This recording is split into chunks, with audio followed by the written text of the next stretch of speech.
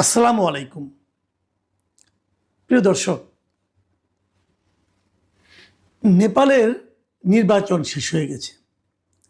একদিন আগেই শেষ হয়েছে, এখনও চূড়ান্ত ফল আমরা পাইনি।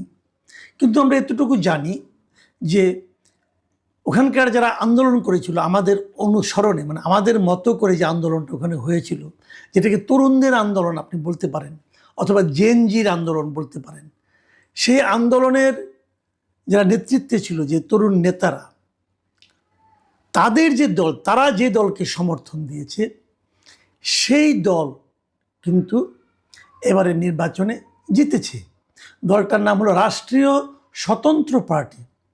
এটা একটা মধ্যপন্থী দল, চরম ডানও নয়, চরম বামও নয়, একটা মধ্যপন্থী দল। এবং এই দলটা কিন্তু এই জেনজিদের তৈরি করা নয়। এই দলটা তৈরি করেছেন আরও 3 বছর আগে বালেন্দ্র শাহ নামে এক ভদ্রলোক, ওনার দল যেটা। এই বালেন্দ্র শাহ একসময় গান টান গাইতেন। হ্যাঁ, উনি একসময় গান টান গাইতেন, র্যাপ বলা হতো, র্যাপার হিসেবে উনি পরিচিত ছিলেন। এবং উনি কাঠমান্ডুর একসময় মেয়রও ছিলেন। বয়স খুব বেশি না, অনলি 35। এই বালেন্দ্র শাহর যে দলটা, সেই দলকে সাপোর্ট দিয়েছিল জেনজিরা, মানে আন্দোলনে যারা নেতা ছিল, তরুণ নেতা ছিল তারা। তো তাদের সমর্থন নিয়ে এই দল অলরেডি একদম মানে নিরঙ্কুশ বিজয়ের মাথায় তারা চলে এসেছে। আপনারা নেপালের পার্লামেন্টের ফরম্যাটটা একটু দেখেন, সেখানে 275টি আসন আছে নেপালের পার্লামেন্টে। তার মধ্যে 165টি আসনে সরাসরি নির্বাচন হয়, যেভাবে আমাদের মতো হয়। আমাদের এখানে যেভাবে নির্বাচন হয় সেভাবেই তাদের এখানে 165টা আসন নির্বাচন হয়। আর যে বাকি 110টা আসন আছে, এই 10টা আসনে তারা সংসদ সদস্য পায় পিআর পদ্ধতিতে। মানে যে দল যত শতাংশ ভোট পায় সেই দলের ওই 110-এর তত শতাংশ প্রতিনিধি সংসদে থাকে। এই সব মিলিয়ে 275টি আসন। এবং সেই আসনে এরই মধ্যে যতটুকু দেখা যাচ্ছে যে এই রাষ্ট্রীয় স্বতন্ত্র পার্টি যেটা আছে, তারা 165টির মধ্যে 120টার মতো আসন তারা পেয়ে যাবে। এর চেয়ে বেশি হতে পারে, এর চেয়ে কমবে না।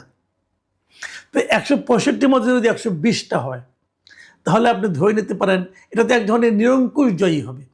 এবং এই অনুপাতে তারা ভোটও পাবে। সেখানেও পিয়ারেও তারা ওই একই অনুপাতে যদি জিততে থাকে, তাহলে এবার আর নেপালে ওই আগে যেরকম একটা অস্থির পার্লামেন্ট হতো সেরকম কিছু হবে না। দেখুন, নেপালের যে নির্বাচনটা হলো, এই নির্বাচনটা কিন্তু আমাদের মতো 1.5 বছর কিন্তু অন্তর্বর্তীকালীন সরকার সেখানে জোর করে বসেছিল না। বরঞ্চ ওনাদের এখানে সুশীলা কার্কি নামে যিনি দায়িত্ব নিয়েছিলেন, তিনি ছিলেন নেপালের একসময় চিফ জাস্টিস, মানে প্রধান বিচারপতি, এক ভদ্র মহিলা। উনি এসেই ঘোষণা করলেন যে আমরা মার্চের 5 তারিখ ইলেকশন করব।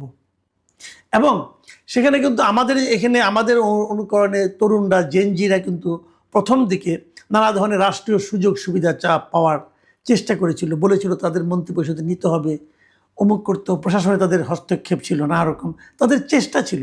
কিন্তু সুশীলা কার্কি সেটাকে কঠোর হস্তে দমন করেছেন। এবং উনি স্পষ্ট বলেছেন যে উনি নেপালকে বাংলাদেশ হতে দেবেন না। মানে বাংলাদেশে যেটা হচ্ছিল, এই পোলাপান, বাচ্চা বাচ্চা পোলাপানকে এটা মন্ত্রী বানায় দেওয়া এবং মন্ত্রিত্ব পায়ে তারা ধরাকে সরাজ্ঞান করা, লুটপাট, একদম মানে ভয়ঙ্কর অবস্থা, নানা ধরনের স্ক্যান্ডাল তৈরি করা, এই সুযোগটা সুশীলা কার্কি শুরু থেকেই দেননি। এবং উনি এটাকে কঠোর হতে দমন করেছিলেন যে না, এটা আমি করতে দেব না। ইলেকশন করো, ইলেকশন করে জিতে আসো। ওখানেও কিন্তু দাবি উঠেছিল যে এই যে ওনাদের যে সাবেক যে প্রধানমন্ত্রী ছিল কেপি ওলি, তার দলকে, তাদেরকে নিষিদ্ধ করার। সুশীলা কার্কি বলেছেন না, নিষিদ্ধ করলে জনগণ করবে, আসো তোমরা ইলেকশনে আসো।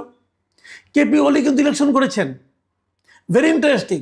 এবং কেপি ওলি যেখান থেকে ইলেকশন করেছেন, এই যে ওদের যে বালেন্দ্র শাহ, উনি কিন্তু সমস্ত প্রথা ভেঙে, মানে ওই জায়গায় সে কখন সীমান্তবর্তী একটা এলাকা, তার সেই আসনটার নাম হলো ঝাপা 5, ওইখানে কেপি ওলির নিজের আসন। এই ভদ্রলোক অনেক পুরনো পলিটিশিয়ান, 74 বছর বয়স, সেই অলির আসনে যে কিন্তু বালেন্দ্র দাঁড়িয়েছেন। এই যে চ্যালেঞ্জ নেওয়ার যে মানসিকতাটা, এটা কিন্তু বালেন্দ্র জিতেছেন, অনেক ভোটের ব্যবধানে উনি জিতেছেন। তাহলে কি হলো? বাইপাস করে ক্ষমতা নেওয়া নয়, কারো অনুগ্রহে ক্ষমতা নেওয়া নয়, কারো অনুগ্রহে নিজেকে ক্ষমতাবান হিসাবে প্রতিষ্ঠিত করার চেষ্টা নয়, ক্ষমতাবান হয়েই লুটপাটে ব্যস্ত হয়ে পড়া নয়, বরঞ্চ তারা ক্ষমতায় যাওয়া, ক্ষমতায় টিকে থাকা এবং চ্যালেঞ্জ করা, প্রত্যেকটা ক্ষেত্রে তারা জনগণের উপর, জনরায়ের উপর নির্ভর করেছেন। যে কথাটা শুরু থেকে আমি বলছিলাম যে আওয়ামী লীগকে আপনারা, আওয়ামী লীগ, ছাত্রলীগ, যে কোনো সংগঠন হোক, এদেরকে আপনি প্রশাসনিক আদেশে, নির্বাহী আদেশে আপনারা নিষিদ্ধ করেন না, জনগণের কাছে ছেড়ে দেন। কেপি ওলি কিন্তু দুদিন আগেও বলেছিল যে উনি জিতবেন, ওনার দল জিতবে। জনগণ দেখিয়ে দিয়েছে আপনি একসময় জনপ্রিয় ছিলেন, এখন আর নেই। জনগণ তাদের প্রত্যাখ্যান করেছে। আমরা ওই জায়গায় ভরসা রাখতে পারিনি। আমরা দেখানোর চেষ্টা করেছি যে না, আমরাই সব ঠিক করে দেব। আমরা কয়েকজন লোক এসেছি, আমরা নিজেরা বিপ্লবের মাধ্যমে ক্ষমতায় এসেছি, অতএব আমরা যেটা করব সেটাই দেশের ভালো হবে, আর পৃথিবীর কেউ কিছু বুঝে না, আমাদের জন্য একটা সংস্কার করা দরকার। সেই সংস্কারের জন্য আমরা বিদেশ থেকে কিছু লোকজনকে নিয়ে আসছি, খুবই মিডিওকোর টাইপের কিছু লোককে বিদেশ থেকে আইনা তাদেরকে চাপিয়ে দেওয়া হয়েছে যে এরা এখন আমাদেরকে দেশ কিভাবে চলবে, একটা নির্বাচিত সরকার কিভাবে চলবে, এটা ওই আলী রিয়াজ, মনির হায়দারের মতো কিছু লোক এসে ঠিক করে দিবে। তারা এখানে এসে সংবিধান সংস্কার করে, তারা এখানে নির্বাচন পদ্ধতি সংস্কার করে, কত কিছু তারা করে। লাভটা কি হলো? লাভটা কি হলো? জনরায়, সেটাই সবচেয়ে গুরুত্বপূর্ণ। সেই জনরায়ের উপর তারা নির্ভর করতে পারে নাই বইলা, ওইটা যারা হুবহু চেয়েছে তারা কিন্তু নির্বাচনে জিততে পারেনি। আমাদের এখানেও পারেনি, ওখানেও পারেনি। পার্থক্যটা বুঝতে হবে। ওদের জেনজিরা পারলো, আমাদের জেনজিরা পারলো না কেন? একটাই কারণ, আমাদের জেনজিরা গড্ডালিকা প্রবাহে গা ভাসিয়ে তড়িৎ বেগে নিজস্ব ব্যক্তিগত কিছু সুযোগ সুবিধা নেওয়ার চেষ্টা করেছিল। একজন রাজা মহারাজা হয়ে গিয়েছিল। তারা বদলি করতো, ডিসিকে বদলি করতো টাকার বিনিময়ে। এই ডিসিকে এখান থেকে ওখানে পাঠাও, ওইখান থেকে সেখানে পাঠাও, কত টাকা দেবা বলো, নিলাম তুলে। তারা একজন লোকে যার ইচ্ছা তাকে একজনকে মেয়র বানিয়ে দেয়, আরেকজনকে আদালত বলছে তাকে মেয়র শপথ দাও, না তাকে শপথ নিতে দেব না। এই সমস্ত মাস্তানি। রেজাল্ট কি?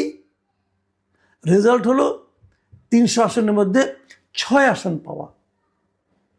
নেপালের জেনজিরা কিন্তু কোনো পলিটিক্যাল পার্টি গঠন করেনি, এখানে পলিটিক্যাল পার্টি গঠন করেছে। পলিটিক্যাল পার্টি গঠনের জন্য নেপালের অন্তর্বর্তীকালীন সরকার যিনি প্রধান ছিলেন তিনি জেনজিকে প্ররোচিত করেননি। আর আমাদের এখানে অন্তর্বর্তীকালীন সরকার উনি জেনজিকে প্ররোচিত করেছেন যে তোমরা একটা পার্টি করো।